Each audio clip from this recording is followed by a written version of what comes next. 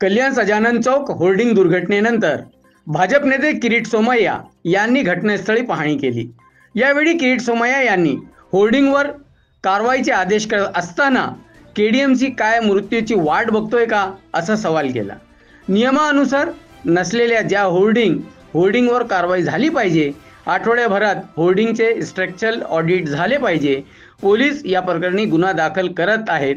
जबाबदार अधिकाऱ्यांवर 48 तासात जर कारवाई सुरू झाली नाही तर कल्याण महापालिका आयुक्तांवर आपण कारवाई करण्याची मागणी करणार असल्याचे त्यांनी सांगितले।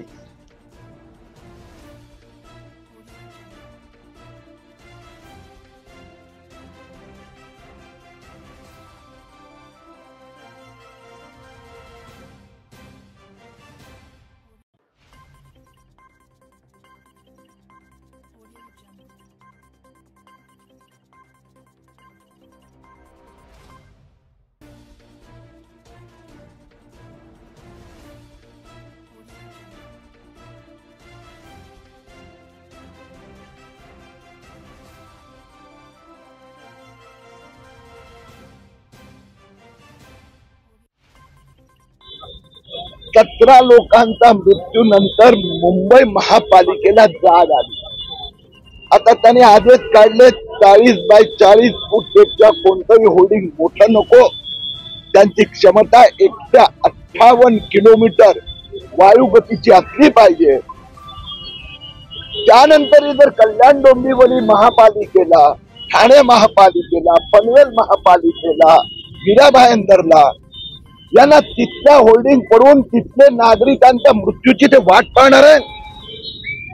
मी आज महापालिका आयुक्तांशी बोललो, ताबडतोब 24 तासात सगळ्या होर्डिंग धारकांना नोटिस केल्या पाहिजे। जो होर्डिंग 40 बाय 40 पेक्षा मोठा आहे, सुप्रीम कोर्टाने रेल्वेला पण आदेश दिला, त्या होर्डिंग संबंधित ताबडतोब डिमोलेशनची ऑर्डर निघाली पाहिजे।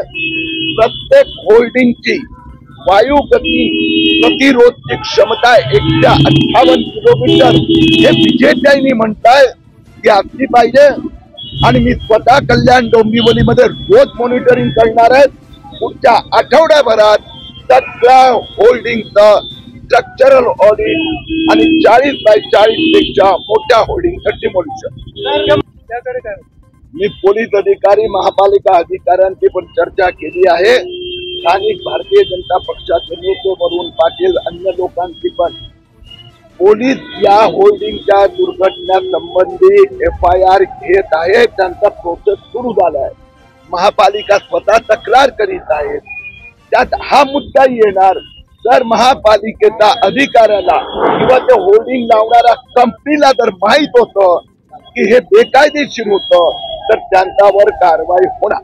मुख्यमंत्र्यांनी आदेश मी कल्याण महापालिका, डोंबिवली महापालिका आयुक्तांना बोललो आहे, 48 तासात जर नोटीस निघून कारवाई सुरू झाली नाही तर कल्याण महापालिका, डोंबिवली महापालिका आयुक्तांवर पण कारवाई करण्याची मी मागणी करणार।